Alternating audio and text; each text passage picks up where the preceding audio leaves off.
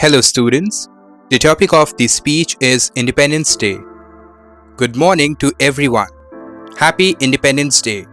Today, we remember 15th August 1947, the day India became free from British rule.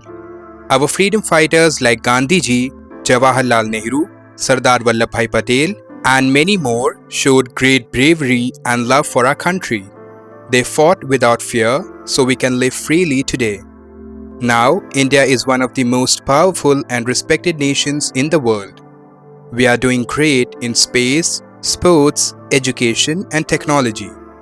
Our country is full of culture, festivals, and unity. Let's thank our heroes and promise to work hard, be kind, and make India shine even more. Jai Hind, Vande Mataram. Don't forget to subscribe.